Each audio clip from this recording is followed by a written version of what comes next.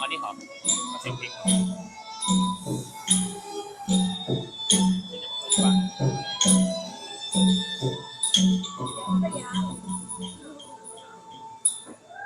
สวัสดีเจ้าตอนทับโมเฮาเข้าสู่แฟนเพจของสวทลำปางกรมประชาสัมพันธ์เจ้าในวันที่ฝนตกสุยๆจะอี้พี่น้องเจ้าวันนี้ทีมงานสถานีวิทยุกระจายเสียงแห่งประเทศไทยจังหวัดลำปาง FM 97 เมกะเฮิรตซ์เจ้าน้องยุ้ยกัญจนาฟูปิงเจ้ามาพร้อมกับอายบรรหารสุยะเนาะวันนี้เฮามากันติโรงพยาบาลลำปางเจ้าอยู่หน้าตึกสิทธิเกษมนะมาติดตามในบรรยากาศกิจกรรมของกลุ่มผู้สูงวัยเจ้ารวมใจจิตอาสาเนาะตอนนี้ยังพอมีเวลาที่จะตุ้ยมาหากันเนอหน้าตึกสิทธิเกษมเจ้าพี่น้องเจ้ามีตึงเล่นดนตรีมีตึงตัดผมให้ฟรีเนาะใครที่เข้ามาช่วงนี้ขออนุญาตให้ได้ช่วยกันกดไลค์กดแชร์ก่อนเนอะเจ้าเนอช่วงพิเศษของรายการสัญจรปลอดภัยเจ้าช่วงแรกนี้มีเพลงดนตรีสโลซอซึ่งมวลๆให้หมู่เฮาได้ติดตามรับฟังกันโดยเจ้า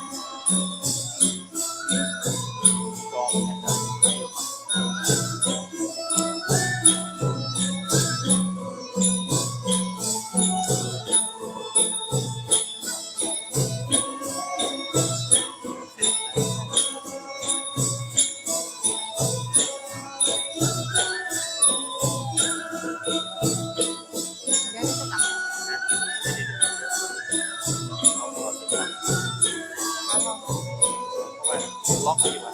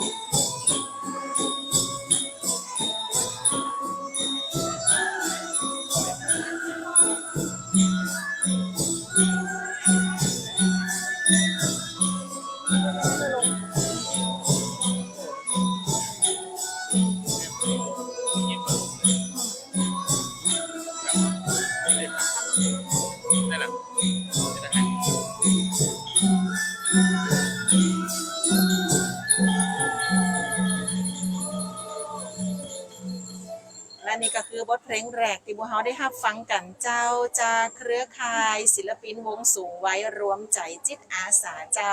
สนอสอสึงจากบริเวณหน้าอาคารตึกสิทธิเกษมนะเจ้าโฮงบานลำปางเนาะวันนี้สัญจรปลอดภัยปิกมาสวัสดีกันแหมสักรอบหนึ่งเจ้าตอนทับเข้าสู่บรรยากาศด้วยดนตรีพื้นเมืองของเฮาสลอซอสึงบัดเลงมาแล้วพี่น้องเจ้ารายการสัญจรปลอดภัยวันนี้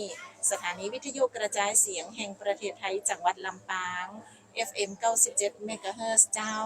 น้องยุ้ยกาญจนาฟูปิงเนาะวันนี้มากับไอ้บรรหารสุยะเจ้าปากันมา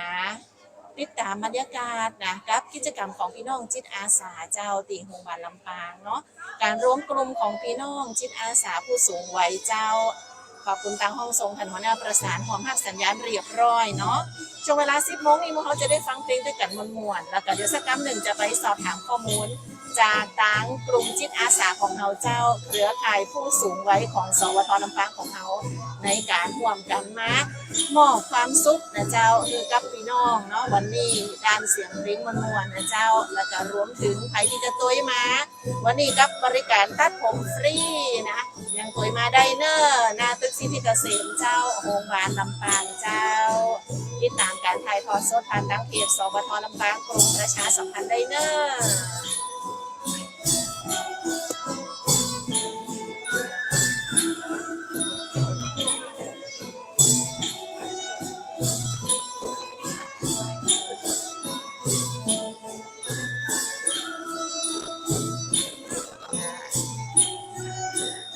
ถูกอกถูกใจมอบรางวัลคือได้เลยเจ้า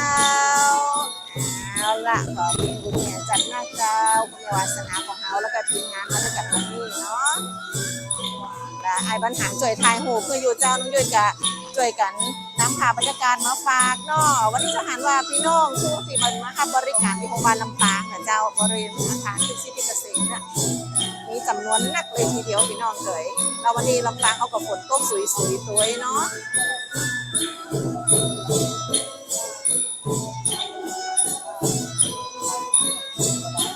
ภาพเสียงเป็นจะได้ห้องบอกกันได้เลยนะเจ้าเขียนข้อความทักทายกันเข้ามาได้เนอะ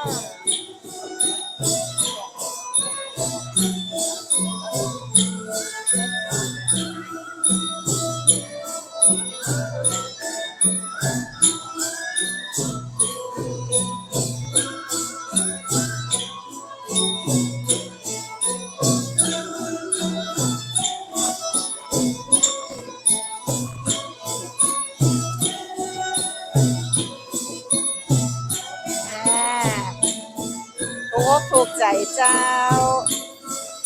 เนี่ยคุณแม่มอบรางวัลเรียบร้อยขอบคุณเจ้านะเจ้า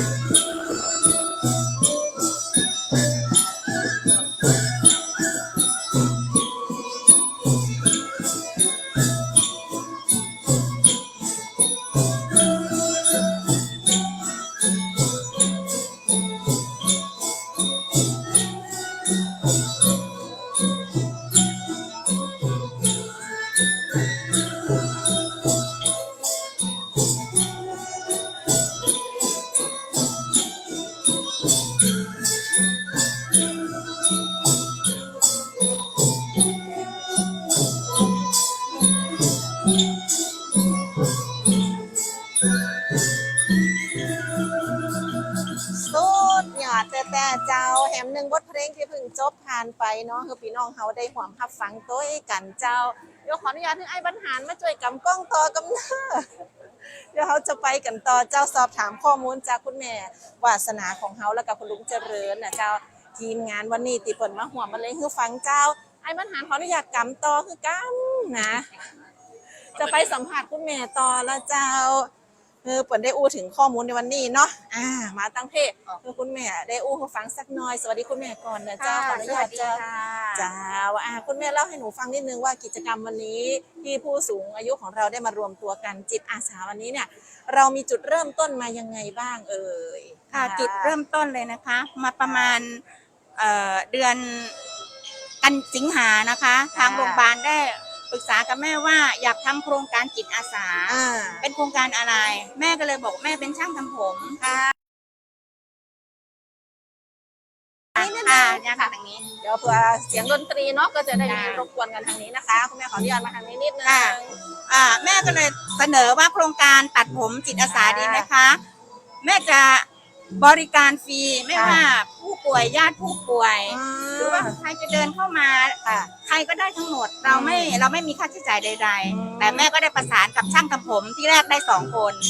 พอทำไปแล้วโอ้โหตอนนี้มา20 กว่าร้านนะคะอันนี้เจ้าของร้านทั้งนั้นนะคะเจ้าของร้านทั้งนั้นเลยเจ้าของร้านทั้งนั้นที่มาทำเนี่ยตั้งแต่8 โมงเช้าถึงเที่ยงทุกวันอังคารสัปดาห์ที่4ของทุกเดือนทีนี้เมื่อเราทำแล้วเราก็มีจุดประสงค์ว่าเราขออนุญาตโรงพยาบาลเราจะตั้งพานรับบริจาคได้ไหมคะแต่การบริจาคนี้แม่กับพ่อไม่ได้มาเอาเข้าไปเกี่ยวอย่างอื่นเลยนะคะเอามาเพื่อซื้ออุปกรณ์ให้ผู้ป่วยเช่นผ้าอ้อมผู้ใหญ่ของที่ใช้ที่จำเป็นสำหรับผู้ป่วยที่เป็นผู้สูงอายุที่ใช้ทิ้งนะคะไม่ต้องเอาแบบว่าถาวรเช่นพัดลมอะไรอย่างนั้นไม่ใช่ก็เอาเป็นแบบว่าใช้แล้วทิ้งสิ้นเปลืองอะค่ะซึ่งน้องๆเขาได้มาปรึกษาแม่ว่าบางครั้งผู้ป่วยแอดมิทเข้ามาเนี่ยก็ต้องใช้ผ้าอ้อมเขาไม่มีตังค์ทำไงล่ะคะน้องพยาบาลก็ต้องหารกันแล้วเราต้องเข้าใจนะคะว่าสงสารคนหนึ่งต้องใช้วันหนึ่งประมาณเกือบ4 ชิ้นนะคะ6 ชั่วโมงต้องเปลี่ยนใช่แม่ก็เลยทำให้เลยทีนี้แม่บริจาคมาครั้งนี้ที่3นะคะครั้งที่3แล้วครั้งแต่ละครั้งแม่จะบริจาค6 ชุดนี่แล้วขออนุญาตคุณแม่นิดนึงว่าในกิจกรรมที่เรามารวมตัวกันเนี่ยคุณแม่เริ่มมานานหรือยังเอ่ยจริงๆแล้วตัวแม่เนี่ยมีโดยส่วนตัวเนี่ยค่ะทำมานานแล้วที่จะไปทำที่ไหนใครไม่มีที่ศูนย์พัฒนาจัดสวัสดิการผู้สูงอายุนี่แม่ทำมา10 กว่าปีแล้วค่ะคุณพ่อคุณแม่ในนั้นก็จะต้องรอแม่วาสนาเพราะว่าแม่ตามใจแขกแม่ตามใจลูกค้าพอเห็นก็บอกเมื่อไรจะมาตัดผมก็มาทำประจำอยู่ตรงนั้นแต่เมื่อมาตรงกับที่โรงพยาบาลไ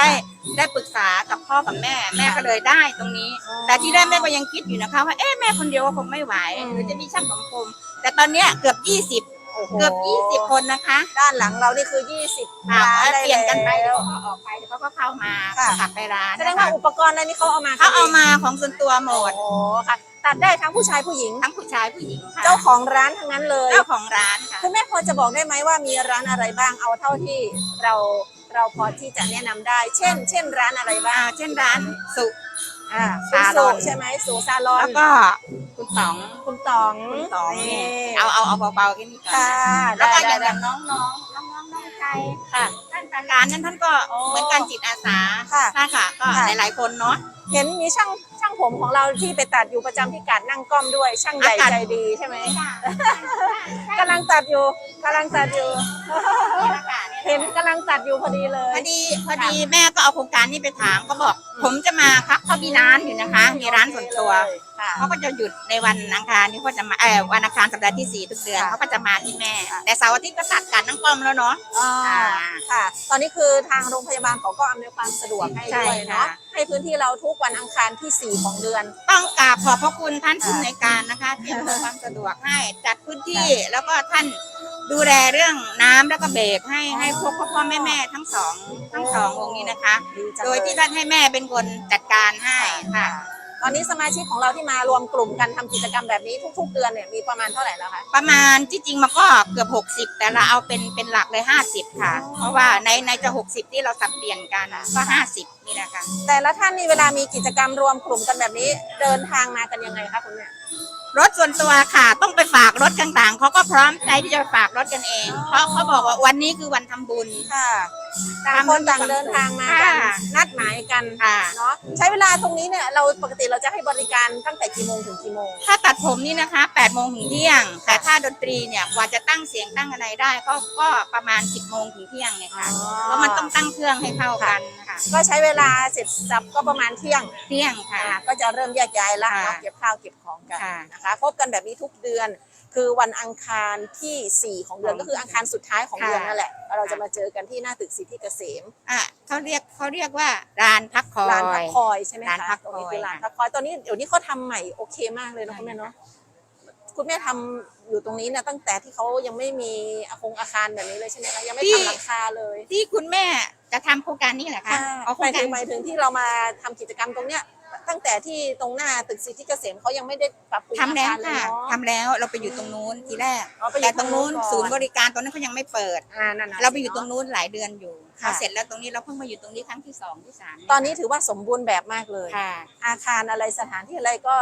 ดีเยี่ยมเลยนะ ค่ะ คุณแม่ วันนี้ลำปางเราอากาศดีด้วย ใช่ค่ะ อ๋อ ฝนก็ไม่ตกแรงอากาศก็เย็น ใช่ใช่ค่ะเมื่อสักครู่นี้เห็นนักดนตรีของเราเนี่ยบรรเลงกันไปหลายเพลงแล้ว ที่จบผ่านไปเมื่อสักครู่นี้มีเพลงอะไรบ้างเอ่ยคุณแม่คะ ๆส่วนมากคุณพ่อนะคะต้อง แล้ว ถาม คุ คุณ ณ พ่ พ่ อ อแล้วเพราะ คุณพ่อเจริญใช่ไหมคะ คุณพ่อเจริญ คุณพ่อเจริญเดี๋ยวจะไปแนะนำ จะ กัน ไป อีกที แนะ นะ นำ เมื่อกี้เห็นบอกมีน้อยใจยาต่อด้วยใช่ไหมคะ เมื่อกี้ก็ร้องเลยค่ะ จะบรรเลงไปตะกี้นะ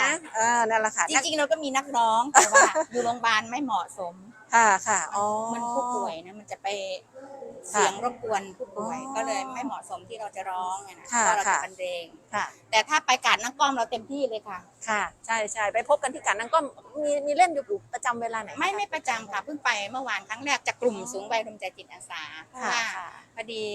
พ่อแม่นี่ท่านก็อยู่หลายวงนะท่านก็เอาไปเราไปเล่นเมื่อวันอาทิตย์นะคะค่ะ มันฝนตกด้วย ใช่ใช่ คน เมื่อวาน น้อย เนาะแต่ปกติก็จะไปเล่นกันวันอาทิตย์ใช่ไหมคะ ไม่ไป ที่ ค่ะ กัน ไม่ นั่น ได้ ก็หรือว่าแล้วแต่นัดหมายกัน แล้วแต่นัดหมาย แล้วแต่ ค่ะ นัดหมาย แล้วแต่ความพร้อมของแต่ละท่าน ถ้าจะไปเมื่อไหร่นี่ก็คือติดตามได้ที่หน้าเพจการนั่งกล้อง ได้ เขาก็จะแจ้งอยู่แล้ว ขจะ เนาะ แจ้งค่ะ จะพบกับทีมงานสมาชิกของเรานี่แบบนี้เลย ค่ะ แล้วก็อาจจะเพิ่มมาเรื่อยๆ บางคนเดินมาเจอก็อยากจะร่วมแสดงมีเครื่องดนตรีอุปกรณ์ได้เลย อ๋ ค่ะ อได้เลย เคยมีไหมคะเวลาที่เราแสดงอยู่เล่นดนตรีอยู่ แล้วก็พี่น้องประชาชนผ่านไปผ่านมาร่วมฟ้อนด้วยแบบเนี้ยค่ะ มีเยอะเลย มีเนอะ ค่ะเมื่อกี้นี้ถ้าไม่ใช่โรงพยาบาลก็คงจะมีคนขึ้นมาฟ้อนด้วย โอ้ ค่ะ โหเพราะว่าเล่นกันสนุกสนาน นั่นแหละ มาก ค่ะ นะคะ ตอนนี้ที่รับชมอยู่คุณแม่ขามีพี่แอดรับชมอยู่พี่ก้อยอัชราพรรับชมอยู่ คุณตาพี่ชัยรับชมอยู่บอกภาพเสียงชัดเจน พี่เจ๊กชนัชชารับชมอยู่เกาะคานะคะ ตอนนี้นะนี่คือบรรยากาศสดที่เราได้พูดคุยกันผ่านรายการสัญจรปลอดภัยนะคะ คุณแม่วันนี้ในส่วนของบริการตัดผมเนี่ยนะคะ เราตัดได้ทั้งสุภาพสตรีสุภาพบุรุษ ค่ะ ตัด ผู้ป่วยด้วยนะคะ ผู้ป่วยด้วยญาติผู้ป่วยที่มารอรับบริการกันวันนี้ ค่ะ นะคะสามารถที่จะมารับบริการได้เลยอยู่ลานพักคอยหน้าตึกสิทธิเกษม ค่ะ เอาลงมาก็เจอเลยนะคะ ตอนนี้จะเห็นญาติผู้ป่วยเยอะมากบางท่านก็มารอรถนะคะ เพื่อที่จะกลับบ้านบางท่านก็รอพบหมอรอรับยาอย่างนี้เนาะส่วนจุดทางนู้นเป็นจุดที่จะเล่นดนตรีเดี๋ยวให้คุณลุง ให้คุณลุงเจริญได้มาพูดคุยให้ฟังกันสักนิดนึงเนาะ อ๋อได้ค่ะตอนนี้นักดนตรียังไม่เล่นเนาะ ค่ะยังไม่ได้ ขออนุญาต ส่งเสียงดีกว่า อ๋อไม่เป็นไรค่ะไม่เป็นไรค่ะ ขออนุญาตขอคุณลุงเจริญเนี่ยหันหน้าหันตากันนี่คุ้นเคยกันดีเนาะเจ้าท่านดรเจริญนุ่นนิยมหรือว่าคุณลุงเจริญของเฮาสื่อปกติแล้วจัดรายการสื่อความรู้สู่ผู้สูงวัยนี่คือวันเสาร์9 โมงเกิงเนี่ยเจ้ากับทีมงานเนาะวันนี้คุณลุงเจริญฟ้าทีมงานมาเล่นดนตรีคือกับพี่น้องตีอยู่ลานพักคอยของบ้านลำปางได้ฟังกันนะเจ้าพูดถึงการร่วมตัวของสมาชิกเขาสักหน่อยเขามีการจักจวนจะได้กันพ่องเอ่ย คือตรงนี้ต้อง ใกล้ๆปัง อู้ถึงวงกลุ่มสูงวัยรวมใจจิตอาสานะ เจ้าว งสลอดเสาซึง และตัดผมชายหญิงเนี่ยได้มีความตั้งใจกัน ก็กลุ่มกันมาตั้งแต่วันที่24 เจ้า กันยายน2567นะครับ เจ้า คือหมู่นี่ก็เป็นวันตีกันพ่องมาเป็นพ่องเนี่ยเนาะ อ๋อ ก็มาร่วมกันฝึกซ้อมกันเลยครับแล้วก็ออกงานนี่ครั้งแรกคือวันที่14 กันยายน เจ้า 2567แล้วก็จากนั้นก็มาทุกวันอังคารที่4ของทุกเดือน อ๋อ แล้วสมาชิกที่มาร่วมกันเนี่ยก็ส่วนมากก็จะเป็นข้าราชการเกษียณรัฐวิสาหกิจหรือพ่อค้าแม่ค้าหรือว่าเปิ้น อ่าแฟนคลับที่เป็นสนใจเนาะ เจ้า เป็นกสมัครอาสาเข้ามาร่วมอันนี้ก็เฉพาะวงดนตรีของเขานี่ก็มีประมาณ50 คนในกลุ่มหลายเนาะแต่มาร่วมมันดนตรีในแต่ละครั้งได้30 กว่า40อยู่ประมาณเนี้ย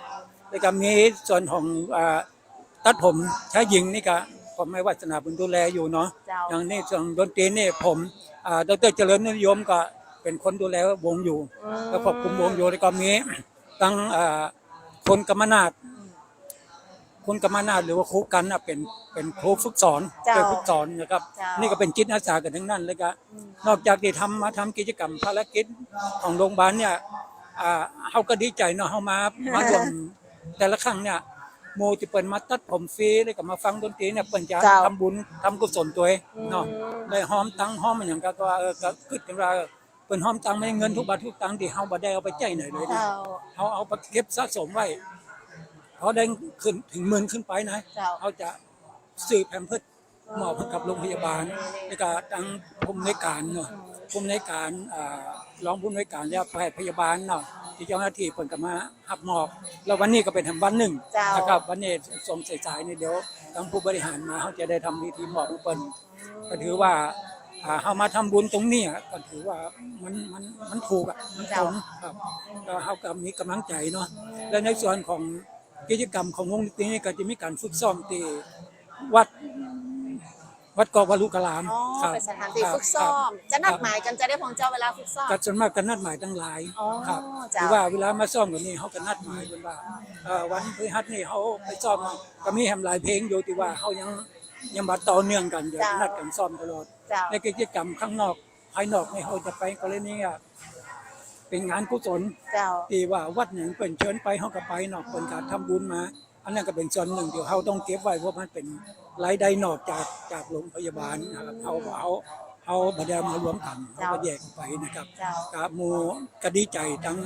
หมูพี่น้องเป็นเนาะ เออ ผมจะใจกลุ่มหลายว่าขึ้นตัวว่าพี่น้องครับ เจ้า เรียนพี่น้องทุกท่าน อ๋อ ผมก็ได้ว่าสมาชิกนี่นะ เจ้า ว่าคำว่าพี่น้องนี่มันสมานกลมเกลียวกันดี ใกล้ชิดกันเนาะ ใกล้ชิดกัน เจ้า แล้วเปิดไปที่ไหนเป็นมีความสุขวันนั้นก็ไปเล่นกันทั้งก้อม อืม วันติดที่ผ่านมาเนี่ยนะ เจ้า เราไปเล่นกันก็กับเก็บ30 คนอะไปกันนั่น โอ้ ขนาดฝนตกนะ เจ้า ขนาดฝนตกก็ไปกันมีความสุขเป็นเล่นแล้ว น่ะ ภาพมองแล้วเป็นมีความสุขกันเขาก็ดีใจเนาะ เจ้า และยิ่งเขามาจัดรายการตรงนี้ทุกสัปดาห์ที่4วันอังคารที่4ของทุกเดือนเนี่ยก็ เจ้า เปิ่นมานั่งเพราะกลัวเปิ่นจะได้ขึ้นไปเยี่ยมญาติเนาะ อ่า ของญาติเปิ่นร้อนอย่างเนี้ยเปิ่นก็มาใจบริการตัดผม เจ้า นะครับแล้วก็พอดีทั้งลูกสาวมันก็สนับสนุนแบบมาเป็นส่วนหนึ่งเนาะก็ใจจ่ายในการที่มันจำเป็นก็เลยเอามาจ่ายตรงนี้ แต่เงินทุกบาทจังที่ได้วันนี้หรือที่ได้มานะเขาจะเอามาซื้อแพมเพิร์ส เจ้าม อบให้กับผู้ป่วยอนาถาเนาะที่ขาดโอกาสที่เปิ่นบ่มีมีตังค์ซื้อนะครับเปิ่นเอามาจ่ายตรงนี้ อ๋อแสดงว่าพี่น้องที่ว่าเปิ่นเดินผ่านไปผ่านมาเนาะเปิ่นเอาตังค์มาหอมด้วยกัน ครับ เงินเหล่านั้นเนี่ยสตังค์ที่เขาหอมกันได้ทั้งหมดเขาก็จะนำไปซื้อสิ่งของแล้วเนี่ยเอามาช่วยเหลือผู้ป่วยต่อเนาะแล้วก็ถือว่าแต่ละท่านเนี่ยได้ทำบุญจากในความสามารถหรือว่าความสนใจความชื่นชอบของตัวเราชอบเล่นดนตรีมาหมอบความสุขคือ ครั กับบ ผู้อื่นเนี่ยเนาะเจ้าเนาะ กับสมาชิกเขาอยู่บัจจัยอยู่ในอำเภอเมืองบัจจัยอยู่ใกล้ๆเวียงนะบางคนก็อยู่ปุ่นห้างชัดปุ่น ปงแสนทองเนาะ โอ้โห ไก่สุดกับเมท่า เจ้า เปิดมากัน นะครับ ผู้สูงอายุที่เป็นสมาชิกของเขาที่เปิดมารวมกลุ่มกันเนี่ยอายุนักที่สุดนี่ต่อใดเจ้า อายุนักที่สุดนี่83 84กัน ได้ที่3 เป็น14แล้วโอ้โห คนแม่เสื้อเหลืองนะ เจ้า คุณแม่อำพ โอ้ ร โหแล้วแต่ละท่านนี่ถ้าสมมติว่ามาเล่นแบบมีปืนฐานเลยเราคนใช้เวลาฝึกกันเหมือนมาเจ้า ก็ต้องมาฝึกซ้อมกันด้วยครับก็ถ้าพูดถึงว่าถ้าคนมีใจนะประเมิน ประเมินเลย ประเมินครับ เพราะฉะนั้นถ้าหมายความว่าพี่น้องที่ฟังรายการอยู่ถ้าสมมติว่ามีผู้สูงวัยที่เป็นฟังรายการเขาอยู่นี่เนาะสนใจกำลังเกษียณพอดีเนี่ยนะเจ้าเรากำลังว่างผู้จะไปอย่างไรอยากจะมาเข้าห่วมกับ ได้เลยครับได้ พี่น้องจิตอาสาเขา ครับ จะ ผ อี ม หน่ ฝา อก ย เบอร์โทรศัพท์ไปหน่อ โอ้ ย ได้เลย 0 เจ้า 8 805 5517นะครับอันนี้มีถึงดนตรีและรัดผมเนาะ เจ้า ติดต่อเข้ามาเบอร์นี้ได้เลยช่างที่เป็นมาทำนี่เป็นช่างอยู่ที่ร้านนะครับ อ่า เปิดร้านประจำอยู่ในเวียงเลย เจ้า แล้ววันนี้เปิ่น เปิ้นยอมเลยว่าเปิ้นขอพบวันอังคารที่4ของทุกเดือน เจ้า เปิ้นจะมานี่เปิ้นปิดร้านอยู่เลย นั่นแหละหรือว่าทำบุญหลากหลายรูปแบบตอนนี้ตอนนี้สมาชิกเป็นเล่นเพลงอย่างอยู่เอ่ยเพลงที่กำลังบรรเลงอยู่ตอนนี้เดี๋ยว ซอยลำปาง ซอยลำปางเอาฟังซอยลำปางจบสัก1 บทเพลงบ่หรือว่าจะ2 บทเพลงนี้2 บทเพลงบ่ ครับได้ 2 บทเพลงแล้วเดี๋ยวคุณลุงเจริญมาอู้กันทำไมเนอะ ได้ครับ ขออนุญาตขอบคุณคำนี้ก่อนเจ้าออกอากาศอยู่ตัวตอนนี้เนาะ FM 97 MHz ตักสัญจรปลอดภัยเนอะ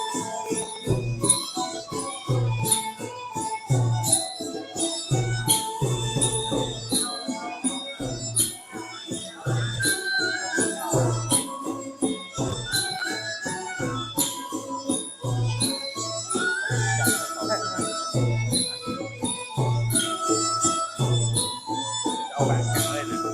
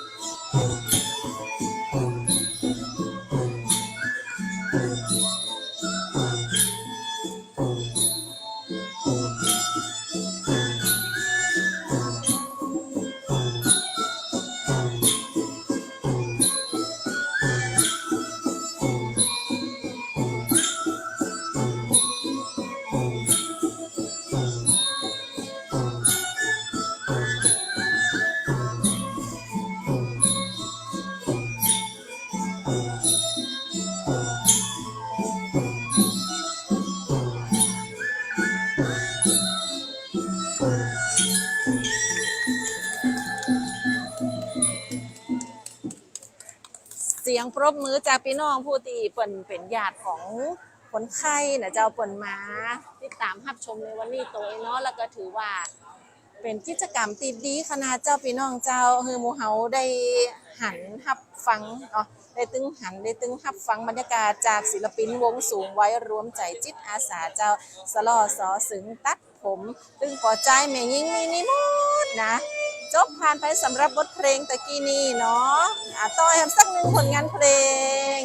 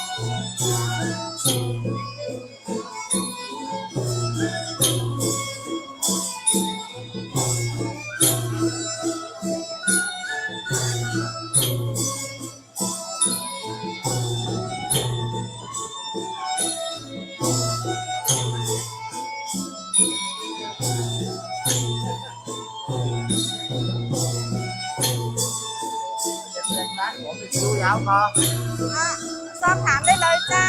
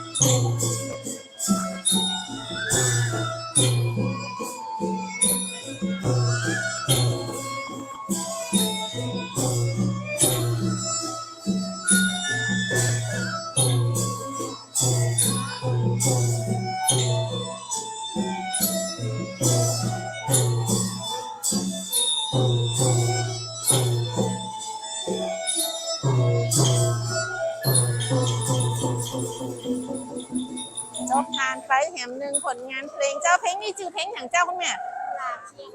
กุหลาบเชียงใหม่เนาะเอาละเจ้านี่เจ้าจะหันในบรรยากาศเนาะพี่น้องที่ฟังรายการวิทยุสัญจรปลอดภัยวันนี้อยู่น้องยุ้ยขยะคือโมเฮาได้มาติดตามบรรยากาศด้วยกันเจ้าเนาะมาโรงพยาบาลกูเตือนเนี่ยว่าโอ้ถ้าบาดเจ็บไข้ได้ป่วยก็ตึ้งมาใครมาโรงพยาบาลหาหมอเนี่ยนะแต่ว่าวันอังคารตี 4ของเดือนเจ้ากูเดือนเลยพี่น้องที่เป็นผู้สูงวัยรวมใจจิตอาสา เปิ่นจะมาเล่นดนตรีสลอซอสิงแล้วก็บริการตัดผมให้ฟรีนะเจ้าเนอะพี่เจ๊กบอกว่าเป็นลูกค้าของคุณแม่วาดอยู่ตัดผมเก่งนะแล้วก็รวมถึงพี่มนต์ชนกตัวขอบคุณจันนักเจ้าในระหว่างที่น้องยุ้ยกำลังปาโมเฮาติดตามบรรยากาศอยู่นี่ก็จะมีพี่น้องประชาชนที่เป็นชื่นชอบในเสียงดนตรีเนาะมาห่วมทำบุญด้วยกันเจ้าแม่ว่ากระตอนหับกันอยู่เนาะสำหรับตอนนี้ทางด้านของท่านผู้บริหารโรงพยาบาลลำปางก็มาตัวเจ้ามาให้กำลังใจเนาะคุณแม่ท่านผู้บริหารมาด้วยวันนี้มาให้กำลังใจใช่ไหมคะท่านรองผู้อำนวยการเนาะอยู่กับท่านรองผู้อำนวยการโรงพยาบาลลำปางเจ้าขออนุญาตให้ท่านรองได้พูดถึงการสนับสนุนกิจกรรมของผู้สูงวัยด้วยเจ้า ครับก็ก่อนอื่นต้องขอบคุณทางชมรมจิตอาสาที่มาช่วยนะครับมาช่วยคือส่วนที่เราได้อย่างดีเลยอย่างนี้ครับได้ความบันเทิงคลายเครียดให้กับผู้รับบริการนะครับผ่อนคลายได้นะครับดนตรีนะครับก็ส่วนหนึ่งคือถือว่ากิจกรรมยามว่างนะครับที่ให้กับผู้สูงอายุนะครับก็มีหลายๆท่านเคยเป็นอาจารย์นะครับเป็นอาจารย์ก็ดีก็ขอบคุณมากๆนะครับที่มานะครับก็ไม่ว่าจะเป็นเสียงดนตรีมาตัดผมนะครับแล้วก็มามอบสิ่งของให้อีกนะครับก็ของทุกสิ่งทุกอย่างนี่คือได้ส่งต่อให้กับผู้ป่วยนะครับก็ทางโรงพยาบาลเองก็เราก็ถือว่าขาดแคลนมันไม่ถึงขนาดนั้นนะครับแต่ว่าก็จริงๆแล้วก็ถือว่าก็ช่วยกันนะครับที่สามารถส่งต่อให้คนไข้ได้นะครับก็ต้องขอบคุณทางจิตอาสานะครับจริงๆถ้าให้โรงพยาบาลช่วยเหลืออะไรก็บอกได้นะครับก็ช่วยคนละไม้คนละมือถือว่าเป็นพี่น้องชาวลำปางด้วยกันนะครับขอบคุณมากๆครับ ขอบคุณจัดหนักเจ้าสำหรับท่านร้องผู้อำนวยการโรงพยาบาลลำปางเนาะที่ได้ถือว่าเป็นส่วนสนับสนุนในการเปิดพื้นที่ให้กับพี่น้องผู้สูงวัยนะเจ้าได้มาห่วมทำกิจกรรมเพื่อสังคมดีๆจะอีพี่น้องเจ้าฟังเพลงไปด้วยกันแล้วก็เดี๋ยวเขาจะได้อูได้จ๋าเนาะก็พี่น้องที่เปิดมาฟังดนตรีจากกลุ่มสูงวัยจิตอาสากันห้องนะเจ้าเนอะยังอยู่กับช่วงเวลาของสัญจรปลอดภัยนะมีถึงบรรยากาศของบริการตัดผมทุกฟรีมีถึงบรรยากาศของดนตรีมวนๆผู้ฟังกันเจ้าคือคักขนาดโรงพยาบาลลำปางเอาไปเดี๋ยวนี้เนาะนี่เจ้าการตัดผมมาคิดเอาไปเจอกันทำบุญเจ้าลูกกาเฮาวันนี้นะนั่งมากันได้เรื่อยๆเจ้าคือบริการจะถึงตอนเที่ยงนะพี่น้องเนอะยังมีเดินเข้ามาถามกันเรื่อยๆเจ้าว่านัดได้อยู่ก่อนอยู่ยาวก่อนเนี่ยนะคือบรรยากาศหน้าตึกที่เกษมเจ้าที่บริเวณร้านพักคอยมาได้เลยพี่น้องเจ้าถึงเตียงเนอะแต่ว่าการถ่ายทอดสดในช่วงเวลาของสัญจรปลอดภัยจะขออนุญาตถ่ายทอดกันจะถึงเวลา 11 โมงนะเจ้าเนอะทางห้องส่งกันจะได้ไปติดตามบรรยากาศข่าวต้นชั่วโมงกันต่อนะเจ้าตามเวลาค่ะบังคับของทางสถานีเนาะ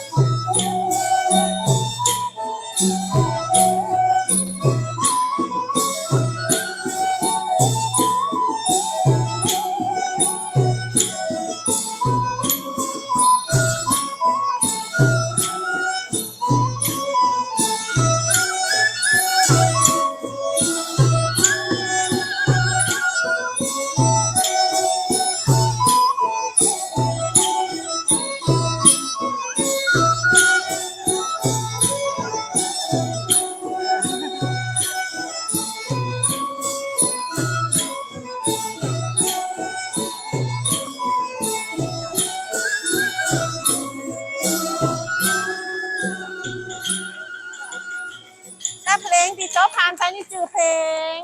เพลงอย่างเจ้า จังหวะเร็วหน่อยนะครับเรียบพิง กุหลาบเวียงพิงเอาละเจ้าผ่านไปเป็นที่เรียบร้อยไอ้บรรหารเจ้าขออนุญาตไอ้บรรหารมาด้วยกันนี่ก็โอ้เนาะเจอทายโหพื้นเหรอเจ้าพอมีเวลาอยู่ในรายการนึกเสียดายขนาดแฟนรายการเฮยบัดเดี๋ยวนี้น่าจะเป็นช่วงเวลาสักประมาณ 10:54 นาทีแล้วเดี๋ยวต้องขออนุญาตได้รำลากันในชั่วโมงนี้ก่อนคุณแม่มีแหมเพลงหนึ่งก็ว่าจะได้ไม่แหมเพลงเดี๋ยวขอเพลงปิดท้ายรายการก่อนเนาะคือทีมงานได้เกียมตั๋วเจ้าเดี๋ยวจะอันได้อ้วอย่างกับไอ้บรรหารสักน้อยหนึ่งก่อนลารายการคุณแม่เตรียมนักดนตรีเด้อโอเคไอ้บรรหารเขาอู้ถึงว่านี่คือลำปางเมืองคนดีมีคุณธรรมแต่เลย ของแต้ครับ มาช่วยกันทำความดี ความมีจิตอาสาของพี่น้อง ใช่ ผู้สูงวัยบางคนเกษียณแล้วบางคน ได้ยินที่แม่บอกตะกี้บอกว่าเป็นครูจิตอาสานั่นคนที่มาช่วยเป่าเครื่องเป่า น่าเจ้า แต่ละคนคือมาได้ฟอร์มทีมขึ้นมาเพื่อจะเล่นที่ไหนนะ แม่น บางคน เจ้า เป็นจิตอาสาที่มาร่วมตัว เนี่ยคือทำด้วยหัวใจทำแล้วมีความสุขเนี่ยจะอย่าตามความถนัดความชอบของเปิ่นได้เล่นได้ป้าเปลี่ยนป้าฝู มี ง ความสุขครับ เนาะ หันเป็นยิ้มแย้มแจ่มใสเวลาเป็นเล่นเซตเปิดก็มีเสียงโปรบมือจากบรรดาคนมานั่งร้องพักคอย ไอ้ปัญหานี่แหมกี่ปีจะเกษียณเนี่ย 15 ปี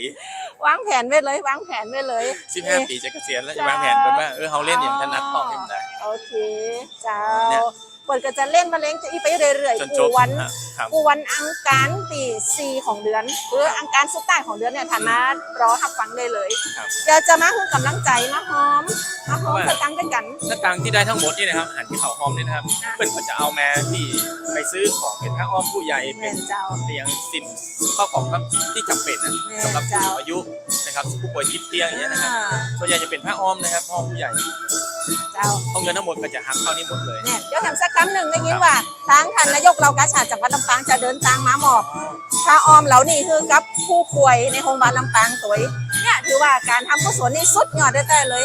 คนลำปางเขาลำปางเมืองคนดีมีคุณธรรมเดี๋ยวเขาจะลากันที่บรรยากาศของเพลงที่สมาชิกวงสูงวัยรวมใจจิตอาสาเปิดบรรเลงผู้ฟังเนาะ ครับ ลากันไปก่อนกับสัญจรปลอดภัยในชั่วโมงนี้ตัวขอบพระคุณจากนักเจ้า สามารถที่จะติดตามรายการกันได้ทุกวันจันทร์จนถึงวันศุกร์เนาะ 10 โมงสวทลำปาง FM 97 เมกะเฮิรตซ์และขอบคุณสมาชิกแฟนเพจสวทลำปางกรมประชาสัมพันธ์สวยรวมถึงท่านหัวหน้าประสานพี่น้องของเขาจ่วยประจำการอยู่ห้องส่งเดี๋ยวอาจจะได้ไปฟังข่าวต้นชั่วโมงกันลากันที่บรรยากาศเพลงม่วนๆเนาะจากโรงพยาบาลลำปางหน้าอาคารพักคอยตึกสิทธิเกษม ใช่ เจ้า ครับ ต้องอยู่กับไอ้บรรหาลาไปก่อนสวัสดีนะเจ้า ครับสวัสดีครับ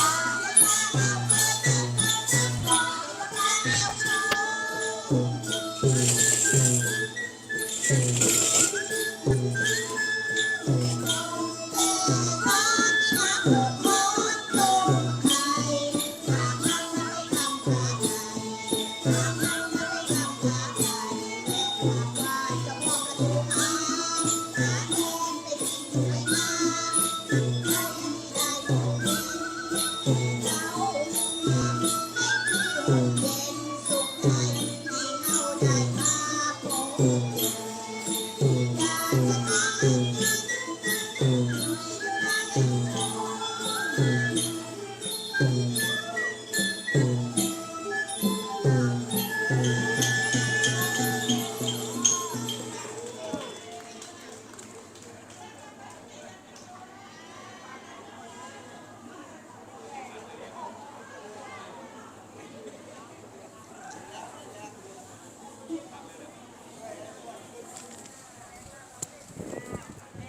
แล้วเนาะคุณแม่เจ้าอยากจะให้คุณแม่ได้อู้ให้ฟังจังหวัด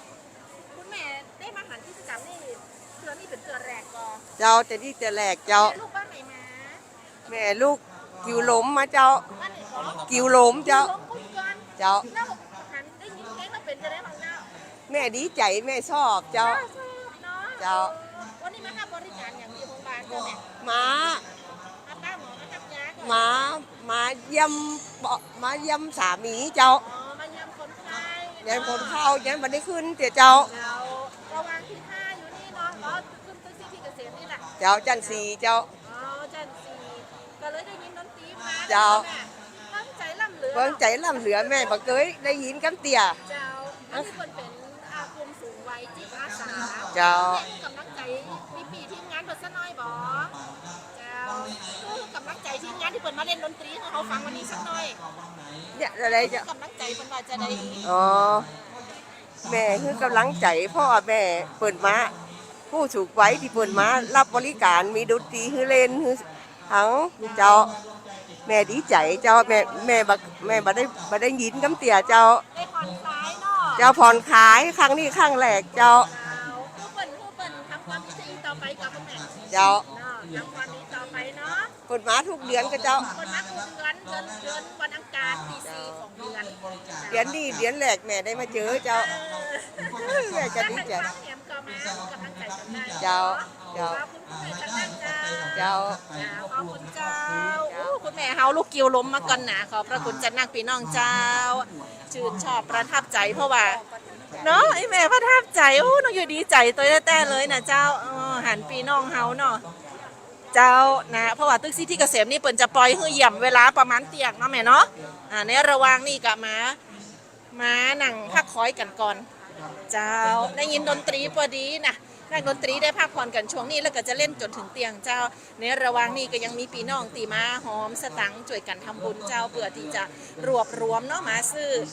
ผ้าอ้อมเจ้าสำหรับผู้ป่วยนะก็ส่วนใหญ่ก็จะเป็นไส้ M ไส้ L นะตามตีภาพบรรยากาศได้หันกันมาอยู่ในเวลานี้นะเจ้าเนอะแต่กี้นี่เขาล้าท่านผู้ฟังทางวิทยุไปแล้ว แต่ว่าสำหรับทางออนไลน์เจ้าเขาจะขออนุญาตถ่ายทอดบรรยากาศได้รับชมกันทางเพจของสวทลำปางกรมประชาสัมพันธ์กันแฮมสักหน่อยหนึ่งเนาะเดี๋ยวก็จะได้รำล้าเหมือนกันนะเจ้าต้องขอบคุณจันนักเลยพี่น้องสมาชิกของเฮาที่อยู่ด้วยกันตัดนี้นะเจ้าเนอะนี่คือบรรยากาศสดตอนนี้หน้าร้านพักคอยเจ้าอาคารซิตี้เกษมโฮงบาลลำปางนะช่วงสุดใต้ของรายการเจ้าแล้วก็ช่วงสุดใต้ของทีมงานสวทลำปางกรมประชาสัมพันธ์ของเฮาแล้วต้องอำลากันไปก่อนเนาะขอบคุณจันนักกับการติดตามรับฟังรับชมนะเจ้าปากับกิจกรรมดีๆจะอีได้แห่มไม้ตีเพจของสวทลำปางกรมประชาสัมพันธ์ส่วนการรับฟังทางวิทยุเปิดได้ตี FM 97 เมกะเฮิรตซ์สถานีวิทยุกระจายเสียงแห่งประเทศไทยจังหวัดลำปางเจ้าวันนี้อำลาหมู่เฮาไปก่อนขอบพระคุณจันนักเนอะสวัสดีเจ้าผู้สูงอายุมากที่สุดในประเทศไทยนะครับอย่าลืมนะครับ28%นะครับผู้สูงอายุ